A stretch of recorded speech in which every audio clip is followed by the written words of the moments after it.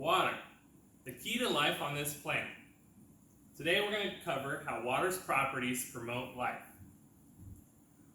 Why did life form on this planet? Why did life emerge from the oceans?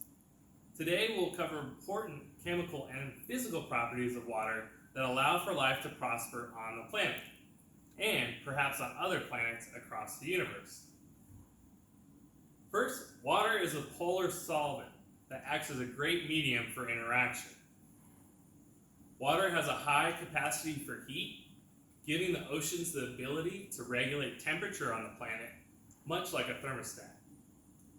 And also, water takes on extreme changes from solid to liquid to gas state that if that didn't happen, we would live on a frozen ball of ice. However, today, we're only going to discuss what a polar solvent is and how water works as one.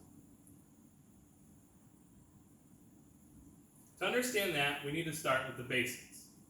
Elements are composed of atoms called protons, electrons, and neutrons. Protons are positively charged and form the center of an element called the nucleus.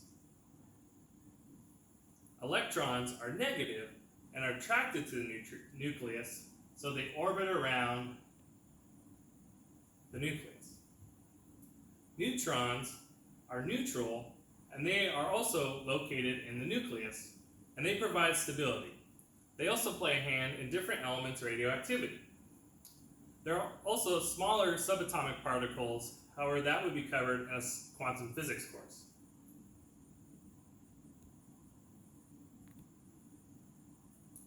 The moving around of electrons are a cause for many chemical reactions. They like to sit in shells around the nucleus, which can be visualized as circles around the nucleus. The larger an element is, the more protons and therefore more electrons an element will have. Electrons fill up the shells from inside to outside. This model of elements was developed by Niels Bohr and called the Bohr model. As elements grow, more and more electrons fill up these shells.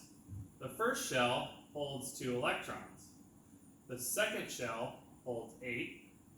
The third shell holds 18, and the fourth shell holds 32. Elements are most stable when they have their outer shell filled, whichever level we're on. To do this, some elements are ready to lend electrons to others, while some elements are ready to steal them, because they want to fill their shell. And we call this the octet rule. So today, we're going to be focusing on oxygen and hydrogen. Oxygen has 6 electrons in its outermost shell, and it's craving 2 electrons and wants to fill it. So to do this, it's happy to steal 2 electrons from hydrogen, which has 1 proton and 1 electron. This combination of elements, or this sharing of electrons, forms what's called a covalent bond. And this combination of elements forms a molecule called H2O, or water. The electron shell model is useful for keeping track of electrons, but doesn't describe how electrons move around. They're constantly moving in a chaotic manner around the nucleus. However, even in this chaos, they do have patterns.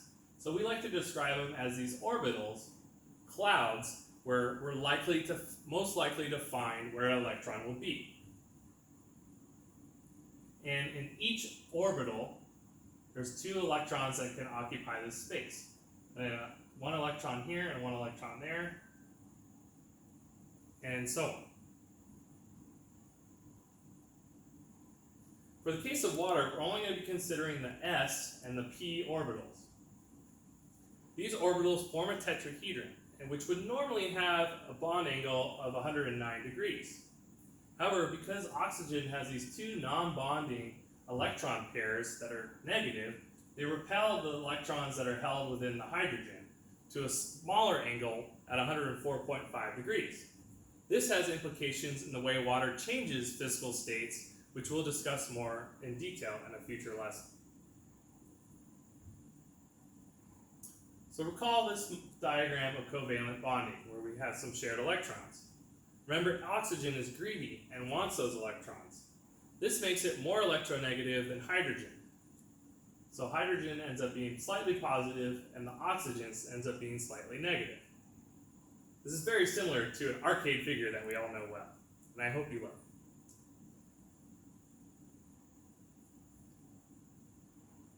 This property is called of polar covalent bonds gives water a unique characteristic.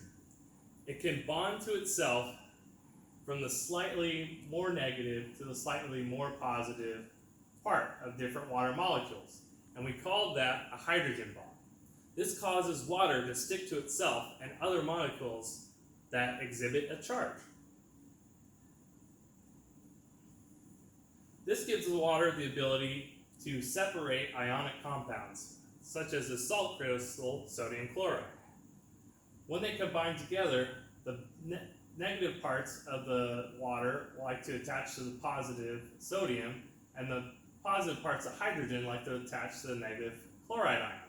So this ends up breaking this salt crystal apart, which is what we call a solvent, a medium that can break elements apart. This has implications in all living organisms since we're composed of 60 to 70% water. And our cells contain a filling called cytoplasm, which is essentially water. And we have cell membranes that control how water moves in and out of our cells.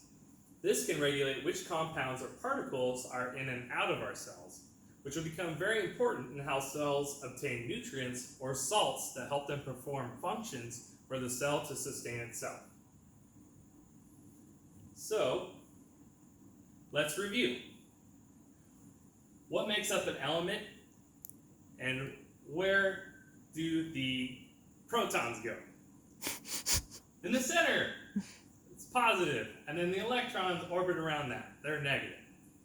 And then the neutrons are also in the center. How do electrons like to fill up shells around a nucleus? From inside to outside. Good job. When two elements share an electron pair, or an electron, what do we call that? Covalent bond. Pretty good stuff. It's oxygen is electronegative, so that makes it greedy. It wants to get electrons. And this ends up making water a polar molecule because that oxygen just loves those electrons. And then hydrogen bonds end up forming because water is attracted to itself, which also makes it a great solvent, which can break down salts. So that's all I have for our lesson today. However, in our next lesson, we'll discuss how water's property of polar covalent bonds that lead to hydrogen bonding give water a high heat capacity. And this property regulates the temperature on the planet and allows life to exist. Thanks. See you next time.